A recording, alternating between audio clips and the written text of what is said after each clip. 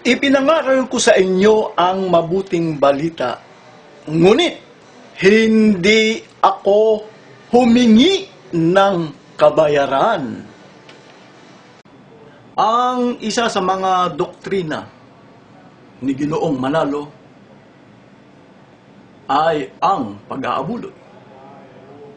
Makikita po natin yan sa pandoktrina numero 19 o pandoktrina 19. Ang turo po ni Ginoong Manalo, 4 na beses na abuluyan. Sa araw ng linggo, 3, Puwera Huwebes.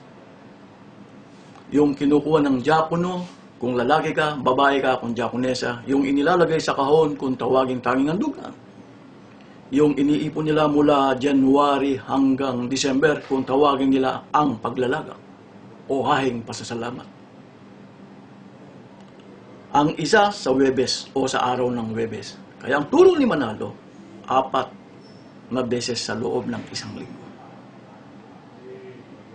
Si Manalo po, ginamit o nagagamit na niyang puhunan o kapital ang voluntary contribution ng mga kaanib sa iglesia na kanyang pag-aari. Nagtayo siya ng eskwelahan, ang kinikita niya ay bayad. Nagtayo po siya ng hospital, ang kinikita niya ay bayad. Nagtayo po siya ng mga dormitory, ang kinikita niya ay bayad. Sa makatwid po, si Manalo, ginamit niyang puhunan para kumita siya ng bayad. Kanino siya nang hingi ng abuloy? Sa mga kaanib. Kanino ngayon siya kikita ng bayad? Hindi sa mga kaanib niya. Iginigisa lamang po sa sariling mantika ang kanyang mga kaanib. Sa labas ng kanyang iglesia, bakit ang lumilitaw pa rin na kinikita ni Ginoong Manalo ay abulo yan? Paano nangyayari yan? Meron po kasing nagtanong kay Rodolfo de Vera. Si Rodolfo de Vera, dating district minister po niya sa Tarlac noong 1986. Noon po ay nag-aaral ako sa pagka-ministro. Ang tanong po ng ministro sa kanya, ministro po yung nagtanong kay Rodolfo de Vera. Ang tanong po ng ministro kay Rodolfo de Vera, kapatid, ang turo natin ay voluntary contribution o abuloy. Ngayon, kumikita na tayo ng bayad. Anong isasagot natin sa mga nagtatanong?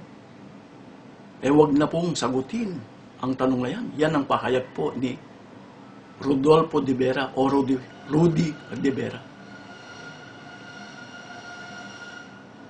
Kaya po yung ministro, ang turo lang niya, voluntary contribution. Pero kumikita si Manalo sa pamamagitan po ng eskwelahan. Ang ginawa po niya kasi sa mga ministro ay parang kabayo. Nilagyan po niya ng bukado. Kung saan pinatatakbo, ay doon lang tatakbo yung ministro. Kaya ang ipinakikilala ng mga ministro ni Manalo ay yung pagbibigay lang ng abulo yan. O abulo lang ang kanilang kinikita. Pero kapag ka po sinuri natin yan, ay kumikita na pala siya ng bayan. Maliwanag di po ba?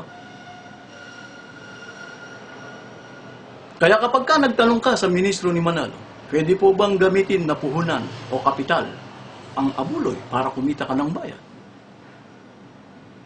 Hindi po sasagot ang ministro. Itanong mo sa ministro, ano po ang kinikita ng Peranio University o Peranio General Hospital? Hindi ka po nila sasagutin. Sa anong dahilan? Bakit ayaw po nilang sumagot? O bakit ayaw na lang ipakilala na sila'y kumikita ng bayad? Bakit ayaw nilang ipakilala sa mga tao o sa labas ng kanyang iglesia na siya'y kumikita na ng bayad? Ano bang dahilan? May dahilan po yan. Ganito po ang ating mababasa sa isang Pasugo magazine. Kung anong paniniwala nila.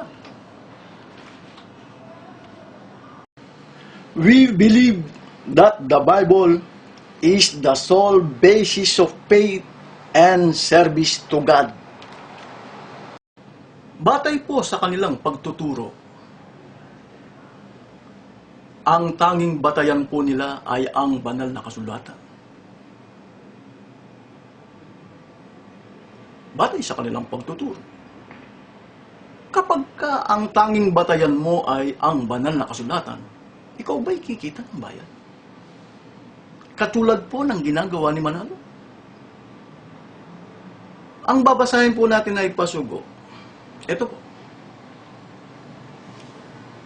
Kung ano ang mababasa rito, panoorin nyo sa TV screen. There is absolutely nothing in the Bible that specifies feast for a specific religious services. Kung ang tanging batayan nila ay banal na kasulatan, siya ba'y kikita ng bayan? Hindi po. Ipinakikilala po nila, there is absolutely nothing in the Bible that specifies feast for a specific religious services. Kaya hindi po kayo kikita ng bayan. Kapag ka ang tanging batayan mo yan, banal na kasulatan. Yan po kasi ang inilalabas ni Ginoong Manalo, na siya hindi po kumikita ng bayan.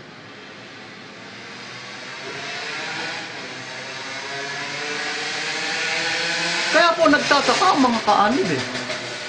Bakit ibinubulgar ko raw na masama yung pagkita ng bayan?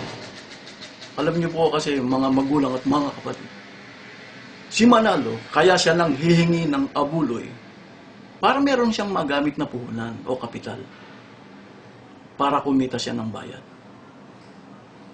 Kanino siya kikita ng abuloy? Kanino siya kikita ng bayan? Ginigisa ka lang sa sarili mong mantika. Ang pangluloko o pandarayang iyan ayaw ilabas ni Manalo at ang kanyang mga ministro. Iba po yung turo doon sa ginagawa nila. Kaya si Manalo, hindi po nananatiling pure voluntary contribution lamang ang kanyang kinikita, kundi siya'y kumikita po ng bayan sa pamagitan ng eskwelahan, hospital, dormitory.